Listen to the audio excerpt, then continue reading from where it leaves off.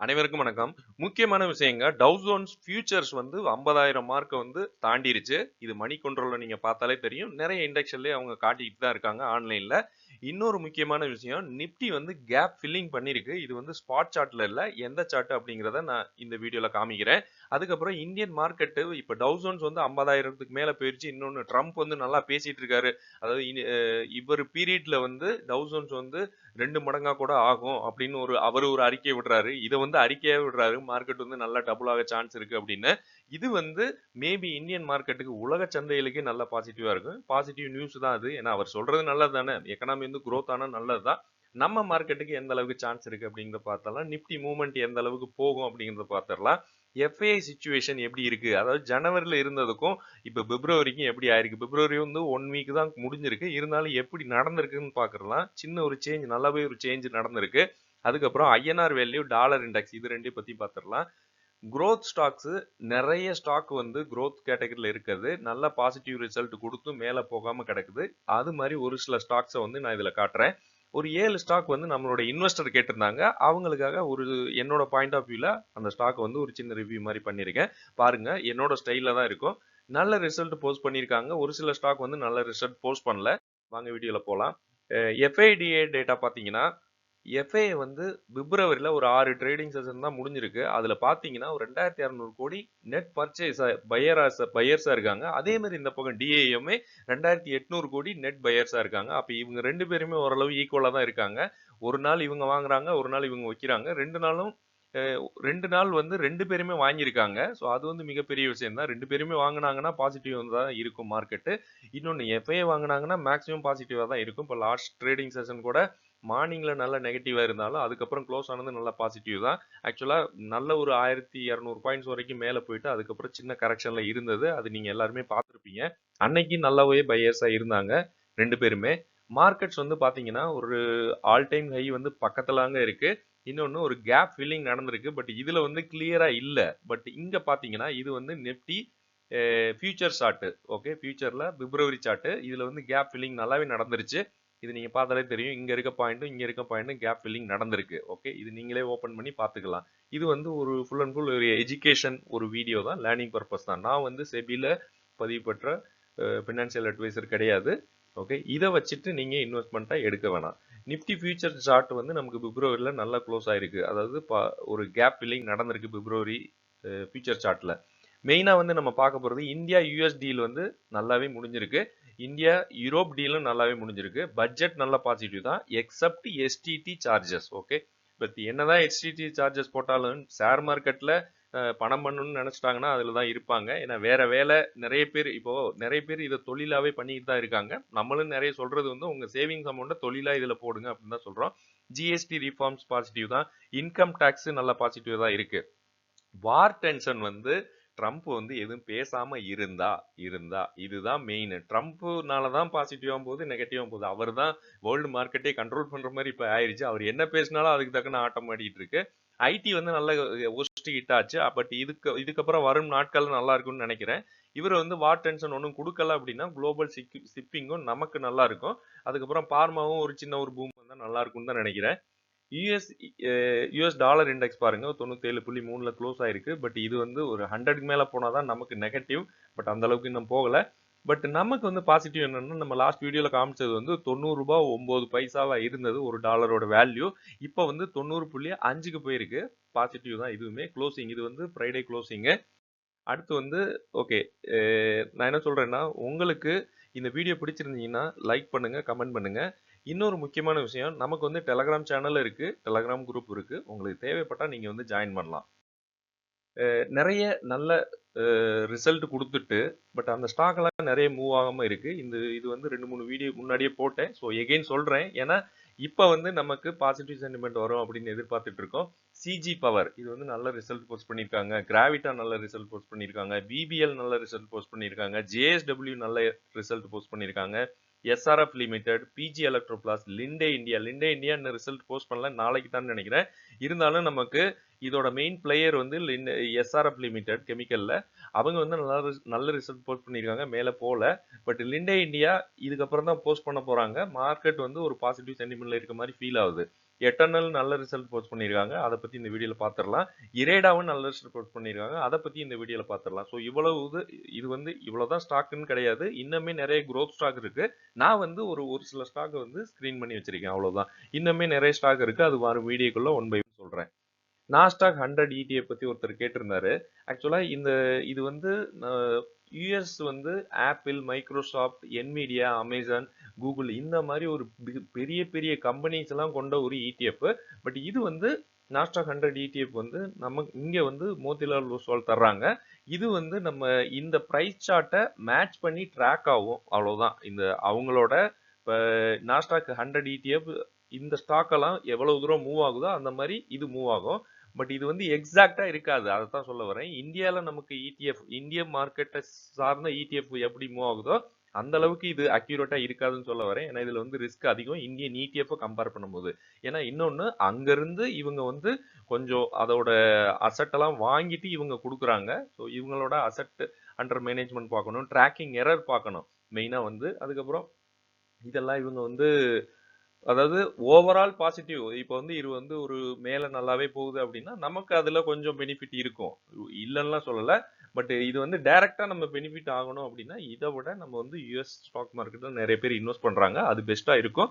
But அந்த மாதிரி போக விரும்பாதவங்க இந்த மாதிரி இன்வெஸ்ட் பண்ணலாங்கிறது ஒரு ஐடியா. இது வந்து இப்போ மார்க்கெட் வந்து இப்போ ட்ரம்ப் வந்து நல்லா தான் பேசிட்டு இருக்காரு. US related to US top tech companies எல்லாம் இதுல இருக்கு. ஓகே, ஃபியூச்சர் வந்து நல்லா தான் இருக்கும் கண்டிப்பா. இவர் இருக்க வரைக்கும் யுஎஸ்ஏ எப்படி இருந்தாலும் அப் ட்ரெண்ட் கொண்டு போக தான் போறாரு, யாரு, ட்ரம்ப். அது வரைக்கும் நமக்குமே இதுல நிறைய பேர் இன்வெஸ்ட் பண்ணா மேபி நல்ல லாபம் வர சான்ஸ் இருக்கு. இன்னொன்னு மெயினா நம்ம இதுல பார்க்கும்போது லேட்டஸ்ட் ட்ரெண்ட் வந்து ஏஐ ஸ்டாக் எல்லாம் நல்லா ரேலி ஆயிட்டு இருக்கு இந்தியா யுஎஸ் பொறுத்த வரைக்கும். ஸோ இந்தியாலையும் அது வந்து நல்லா வந்தா நல்லா இருக்கும். இன்னொன்று, ரேட் கட் வந்து எக்ஸ்பெக்டேஷன் வந்து பண்ணிட்டு இருக்காங்க யுஎஸ்ல, அதுவுமே புல்லிஷா இருக்க சான்ஸ் இருக்கு. அதுக்கப்புறம் டாலர் விஸ் யூஎஸ் ஐஎன்ஆர் இதோட ரேட் வந்து ஃபிளக்சுவேஷன் நிறைய இருக்கு. இன்னொன்று, ஐஎன்ஆர் வேல்யூ வந்து இங்க பண வீக்கம் அதிகமாயிட்டே இருக்கு. அதனால அதாவது டாலர் மட்டும் கிடையாது, இப்போ வேற கண்ட்ரீஸ்ல இருக்க, இப்போ சைனாவா இருக்கட்டும், ஜப்பானா இருக்கட்டும், அங்கெல்லாம் இன்வெஸ்ட் பண்ணா கூட உங்களுக்கு வந்து அந்த ருபீஸோட பண வீக்கத்தை வந்து நீங்க கண்ட்ரோல் பண்ணலாம். நீங்க ஜஸ்ட் உங்க பணத்தை வந்து வேற கண்ட்ரில வச்சிருந்தாலே கூட போதும், உங்களுக்கு வந்து அந்த அளவுக்கு ஒரு இம்பாக்டா இருக்கு. இப்போதைக்கு நீங்க பாத்தீங்கன்னா அந்த அளவுக்கு ஐஎன்ஆர் மதிப்பு வந்து குறைஞ்சிக்கிட்டு இருக்கு, பண வீக்கம் அதிகமாகுதுன்னு சொல்றேன். இன்னொன்று, செமிகண்டக்டர் செக்டார்லாம் நல்ல ஒரு பூமாக சான்ஸ் இருக்கு அப்படின்னு நினைச்சிட்டு இருக்கோம், பார்க்கலாம். இதெல்லாம் நடந்துச்சுன்னா நம்ம ஸ்டாக்குமே நம்ம ஹோல்ட் பண்றோம். இன்னொன்று, நம்ம இந்தியன் மார்க்கெட்டுமே நல்லா பெருசா பண்ண நல்லா தானே இருக்கும். இரேடா இந்த கம்பெனி பத்தி கேட்டிருந்தாங்க. ரெனியூவபிள் ஃபைனான்ஸ் பிஎஸ்யூ, ஒரு பிஎஸ்யூ பேங்க், இவங்க வந்து ஃபைனான்ஸ் கொடுக்குற கம்பெனி ரெனியூவபிள் செக்டாருக்கு. இவங்க வந்து சோலார், விண்டு, கிரீன் ஹைட்ரஜன் இந்த மாதிரி செக்டாருக்குலாம் இவங்க ஃபைனான்ஸ் கொடுத்துட்டு இருக்காங்க. லேட்டஸ்டா வந்து இவங்க வந்து போர்டு வந்து அப்ரூவ் பண்ணியிருக்காங்க ஒரு 3000 கோடி வரைக்கும் ஃபண்ட் ரைசிங் கியூஏபி வழியா பண்ற மாதிரி. ஸோ இது வந்து பாசிட்டிவா தான் எடுத்துக்கணும். பட் அது வந்து நெகட்டிவ் சென்டிமெண்டா இருக்கு இன்வெஸ்டருக்கு. ஏன்னா டைல்யூஷன் ஃபியர் வரும் அப்படின்னு எதிர்பார்க்குறாங்க. இன்னொன்று, பிஎஸ்யூ சென்டிமெண்ட் வந்து இந்த செக்டார்ல கொஞ்சம் வீக்கா இருக்கு, அதனால ஒரு ரொட்டேஷன் ஆகல. இன்னொன்று, இந்த செக்டார்ல இந்த ஸ்டாக்ல நிறைய பேர் உள்ள போயிட்டு மேல வராம ரொம்ப கஷ்டப்படுறாங்க. என்ன ரீசன்னா, ரீட்டைல் கிரௌடட் ஸ்டாக் அப்படிங்கிறாங்க. ரீட்டைல்ஸ் வந்து ரீட்டைலர்ஸ் நம்ம வந்து எங்கெங்க அதிகமா இருக்குமோ அந்த ஸ்டாக் எல்லாம் பிரைஸ் மேல மூவ் பண்ண மாட்டாங்க.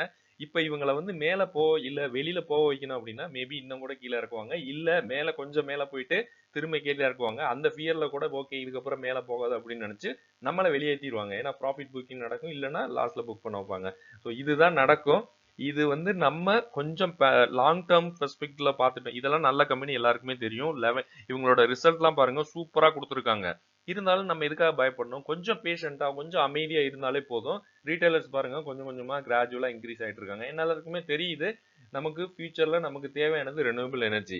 அப்போ இந்த மாதிரி ஸ்டாக்ல எல்லாருமே வாங்குறாங்க. எல்லாருமே வாங்கும்போது என்ன ஆகுது, ரீட்டைலர்ஸ் அதிகமாகறாங்க. அதனால ஓகே, ரீட்டைலர்ஸ் அதிகமா இருக்கிறதுனால ஸ்டாக்கை வந்து பெருசா மூவ் பண்ண மாட்டாங்க, கொஞ்ச நாள் கன்சல்டேஷன்ல போகும். நீங்க பொறுமையா இருங்க, பொறுமையா இருந்தா மட்டும்தான் உங்களுக்கு தேவையானது உங்களுக்கு கிடைக்கும்.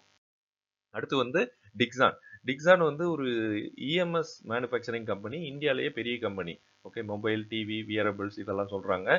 ஸ்மார்ட் போன் மேனுஃபேக்சரிங் நல்லாவே இதுக்கப்புறம் வரப்போகுது, ஆல்ரெடி இருக்கு, இன்னுமே எகெயின் வரப்போகுது. ஆப்பிள் சப்ளையர் ஈகோ சிஸ்டம் அது வந்து growth ஆன இவங்களுக்கும் நல்ல பெனிஃபிட் இருக்கு. கரெக்ஷன் வந்து இப்போதைக்கு ஓரளவு கரெக்ஷன்ல தான் இருக்கு. ஏன்னா இது வந்து ஹை வால்யூஷன்ல போயிருச்சு. ஏன்னா 19,000க்கு மேலவே போயிட்டு இப்போ வந்து ஒரு கரெக்ஷன்ல இருக்கு. ப்ராஃபிட் புக்கிங் வந்து எலக்ட்ரானிக் ஸ்டாக்ஸ்ல வந்து இப்போ நடந்துகிட்டு இருக்கு. அது இப்போ கைனஸா இருக்கட்டும் எல்லாமே ஒரு நல்ல ப்ராஃபிட் புக்கிங்ல தான் இருக்கு. பட் இது வந்து 10,000 டச் பண்ணிட்டு அப்படியே ஒரு சின்ன ரீமூவ் ஆயிட்டு இருக்கு. இதுல ரிஸ்க்னு பாத்தீங்கன்னா மார்ஜின் ப்ரெஷர் இருக்குங்கிறாங்க. ஏன்னா இந்த மேனுஃபேக்சரிங்லாம் கொஞ்சம் காஸ்ட் வந்து அதிகமாகும் அப்படிங்கிறாங்க. ரீட்டைல் வந்து இன்க்ரீஸ் ஆகிறாங்க இந்த ஸ்டாக்ல. அது ஒரு இஷ்யூ. வேற ரொம்ப தூரம் கீழே வந்ததுக்கு எஃப்ஐ வந்து டிக்ரீஸ் ஆகிறாங்க. அது இன்னொரு இஷ்யூ. இந்த கம்பெனில பாசிட்டிவ்னா ஸ்ட்ராங் ஃபைனான்ஸ் இருக்கு. கெப்பாசிட்டி எக்ஸ்பான்ஷன் அது பண்ணிட்டு இருக்காங்க இவங்க ஒரு மேனுஃபேக்சரிங்காக. இது வந்து நல்ல பிளான்ஸா இருக்கு. இதெல்லாம் வந்து பெரிய கம்பெனி. நல்ல ஒரு பாசிட்டிவான குரோத்லயும் இருக்கு. நல்ல ஒரு ரிசல்ட்டும் கொடுத்துருக்காங்க. 68% வந்து நெட் ப்ராஃபிட் வந்து இன்க்ரீஸ் ஆயிருக்கு. சேல்ஸுமே 2% இன்க்ரீஸ் ஆயிருக்கு. ஸோ இதெல்லாம் கொஞ்சம் வெயிட் பண்ணி தான் பார்க்கணும். லாங் டேர்ம் தான் நீங்க ஃபோக்கஸ் பண்ணணும். ஜியோ ஃபைனான்ஸ் ஒரு ஃபைனான்ஸ் கம்பெனி, ஒரு ரிலையன்ஸ் பேஸ்டு ஒரு finance company. Payments, mutual funds, lending இந்த மாதிரி பெரிய ஒரு செக்டர்ல இவங்க ரொட்டேஷன் ஆயிருக்காங்க. ஜியோ ஃபைனான்ஸ் இப்போ ரீசெண்டாக தான் உள்ள வந்தாங்க. பட் பெரிய கம்பெனியா இப்போ வளர்ந்து நிக்குது. ஏன்னா இது வந்து ரிலையன்ஸ்க்கு அந்த ஒரு பிராண்டுக்காக எல்லாருமே வாங்குறாங்க. பட் இதுல என்னன்னா ப்ரொமோட்டர் வந்து 47% இருக்காங்க. இருந்தாலுமே ஒரு ரீட்டைலர்ஸ் கொஞ்சம் கையில இருக்குன்னு நினைக்கிறேன். அதனால இந்த ஸ்டாக்கை வந்து பெருசா மூவ் பண்ண மாட்டாங்க. இன்னொன்னு கொஞ்சம் பிரச்சனைகள் இருக்கு. அதாவது லெண்டிங் ஸ்கேல் அப் அப்படின்னு சொல்றாங்க. Market waiting for lending scale up அப்படின்னு ஒரு நியூஸ் போயிட்டு இருக்கு. அதனால கொஞ்சம் நெகட்டிவ் சென்டிமெண்டா இருக்கு. பட் மியூச்சுவல் ஃபண்ட் வந்து பிசினஸ் வந்து எக்ஸ்பேண்ட் பண்றாங்க. அதனால இது கொஞ்சம் பாசிட்டிவா இருக்கு.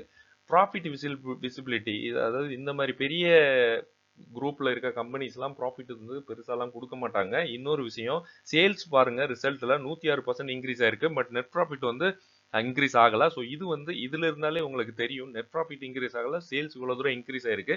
அப்ப இவங்களுக்கு வந்து கொஞ்சம் மார்ஜின் இதெல்லாம் கொஞ்சம் அதிகமா இருக்குன்னு நினைக்கிறேன். ஃபைனான்சியல் பிளாட்ஃபார்ம்ல ஒரு எக்ஸிகியூஷன் ரிஸ்க்கும் இருக்குங்கிறாங்க இந்த இந்த கம்பெனி. இது வந்து பெரிய பிளாட்ஃபார்மா இருந்தாலும் எக்ஸிகியூஷனுக்கு உங்களுக்கு கொஞ்சம் ப்ராஃபிட் கம்மியா கொடுக்குற மாதிரி இருக்கு. அது வந்து இன்வெஸ்டருக்கு கொஞ்சம் பேனிக்கா இருக்கு. கொஞ்சம் வெயிட் பண்ணி தான் பார்க்கணும். இதெல்லாம் அது ரிலையன்ஸ் குரூப் அந்த ஒரு பிராண்டு தான். ஜோதி லேப்ஸ் இந்த கம்பெனி வந்து எஃப்எம்சிஜி கம்பெனி. உஜாலா, மேக்ஸோ, எக்ஸோ இந்த மாதிரி பிராண்ட்லாம் கொடுத்துட்டு இருக்காங்க. ரூரல் கன்சம்ஷன்ல தான் இவங்களுக்கு பிளே அதிகமா இருக்கு. பிரைஸ் வந்து ஒரு 600 ரூபா வரைக்கும் போயிட்டு 244 இப்போ ட்ரேட் ஆயிட்டு இருக்கு. இவங்கள்ட்ட என்ன பிரச்சனை, ரிசல்ட் வந்து மோசமா கொடுத்துருக்காங்க. பட் சேல்ஸ் வந்து ஃபிளாட்டா இருக்கு. 16% வந்து ரிசல்ட் அடி வாங்கியிருக்கு. ப்ரொமோட்டர் வந்து 62% இருக்காங்க. 1.43 டிவிடன் கொடுக்குறாங்க. இது ரெண்டும் பாசிட்டிவ் தான். பட் புரோக்கரேஜ் வந்து growth ரேட் வந்து கம்மியாக தான் இருக்கும் அப்படின்னு சொல்றாங்க. இன்னொரு விஷயம், சைக்கிளிக். இந்த மாதிரி ஸ்டாக் எல்லாம் ஒரு ஒரு சைக்கிளில் தான் ரொட்டேஷன் ஆகும். ஸோ இந்த டைம்ல இதுக்கெல்லாம் இப்போ மூவ்மெண்ட் இல்லாம இருக்கு எஃப்எம்சிஜியில். அதுக்கப்புறம் எஃப்எம்சிஜி வந்து வால்யூம் ரெக்கவரி வந்து இந்த கம்பெனிக்கு ஓரளவு பாசிட்டிவா இருக்கு. இந்த செக்டாருக்கும் சரி, அதுக்கப்புறம் இந்த ஸ்டாக்குக்கும் சரி அந்த மாதிரி சொல்றாங்க. மார்ஜின் இம்ப்ரூவ் ஆனா மேபி ரிசல்ட் இன்னும் கொஞ்சம் இம்ப்ரூவ் ஆனா ஒரு பாசிட்டிவ் ட்ரெண்டுக்கு வர சான்ஸ் இருக்கு. ஸோ கொஞ்சம் வெயிட் பண்ணி தான் பார்க்கணும். அடுத்து வந்து குளோபல் என்டர்பிரைஸ் இந்த ஸ்டாக்கை பத்தி கேட்டிருந்தாங்க. இவங்க வந்து ஆன்லைன் பிளாட்ஃபார்ம்ல வந்து செல் பண்ற ஒரு டெக்ஸ்டைல் ப்ராடக்ட்ஸ், இந்த மாதிரி க்ளோத் இந்த மாதிரிலாம் செல் பண்ணிட்டு எதுலனா இவங்க வந்து பிளிப்கார்ட், ஸ்னாப்டீல் அதுல எல்லாம் போய் செல் பண்றாங்க. அந்த மாதிரி ஒரு பிசினஸ்ல இருக்க ஒரு கம்பெனி. ப்ரொமோட்டர் வந்து 34% இருக்காங்க. ரீட்டைல் வந்து 30% இருக்காங்க. இது வந்து மார்க்கெட் கேபிட்டல் பாருங்க 121 கோடி. Penny stock. இந்த மாதிரி ஸ்டாக்ல எல்லாம் நம்ம கையை வச்சோம்னா எங்க சுட்டுக்குமா என்னன்னு நீங்க எல்லாம் பார்க்கணும். பாருங்க 200 ரூபா வரைக்கும் போயிட்டு இப்போ 2 ரூபாயில ட்ரேட் ஆயிட்டு இருக்கு. இந்த மாதிரி ஸ்டாக்லாம் நமக்கு வேணுமா அப்படின்னு நீங்க தான் யோசிக்கணும். ஃபர்ஸ்ட் வந்து 32%, இது 34% ப்ரொமோட்டர் இருக்காங்க. இருந்தாலும் அவங்க வந்து பிளச் பண்ணியிருக்காங்க. அதாவது இது இவ்வளவு சிறிய கம்பெனிலையும் இவங்க வந்து பிளச் பண்ணியிருக்காங்க. ரீட்டைலர்ஸ் கையில நிறைய 30% வரைக்கும் இந்த ஹோல்டிங்ஸ் இருக்கு. நீங்க தான் டிசைட் பண்ணணும் என்ன பண்ணலான்னு. இந்த மாதிரி ஸ்டாக்கு ரொம்ப ஹை ரிஸ்க் தான். ஸ்டாக் பி வந்து 15 இருக்கு, இண்டஸ்ட்ரி பி வந்து 20 இருக்கு. என்னதான் இவங்க வேல்யூவேஷன் கம்மியா காட்டினாலும் ரிஸ்க்குங்கிறது ரிஸ்க் தானே. ஏன்னா இது growth ரேட்னா ஒரு சார்ட்னா ஒரு மேலே ஏறுற மாதிரி ஏணிப்படி மாதிரி இருக்கணும். அப்படின்னா ஓகே, ஸ்மால் கேப்பு இல்ல பென்னி ஸ்டாக்கு. இது வந்து ரொம்ப மோசமா இருக்க மாதிரி எனக்கு தோணுது. நீங்க தான் யோசிக்கணும், உங்க ரிஸ்க் தான். எட்டர்னல் ஜொமேட்டோ இந்த ஸ்டாக் வந்து நல்ல ரிசல்ட் போஸ்ட் பண்ணியிருக்காங்க. பட் ஸ்டாக் ப்ரைஸுமே ஓரளவு ஓகே, 375 ரூபா பக்கத்துல போயிட்டு சின்ன ஒரு கரெக்ஷன்ல இப்போதைக்கு இருக்கு. இதுல என்ன இஷ்யூ இப்ப சொல்றாங்கன்னா, எஃப்ஐ வந்து டிக்ரீஸ் ஆறாங்க. இது மட்டும் தான் இந்த ஃப்ளோல வந்து கொஞ்சம் கம்மியா இருக்க மாதிரி எனக்கு தோணுது. 50% இருந்தவங்க நவம்பர்ல அப்படியே கொஞ்சம் கொஞ்சம் கொஞ்சம் கொஞ்சமா கம்மி பண்ணிட்டு 2024ல அப்படியே கொஞ்சம் கொஞ்சம் கொஞ்சமா 36% கொண்டு வந்திருக்காங்க. இது மட்டும் தான் இப்போதைக்கு இந்த கம்பெனில ஒரு இஷ்யூவா இருக்கு. அதுக்கப்புறம் காம்படிட்டர், ஒரு பிசினஸ் இருந்தா காம்படிட்டர் கண்டிப்பா இருப்பாங்க. பட் இவங்க வந்து ஜொமேட்டோ ஃபுட் டெலிவரி மெயினா பண்றாங்க.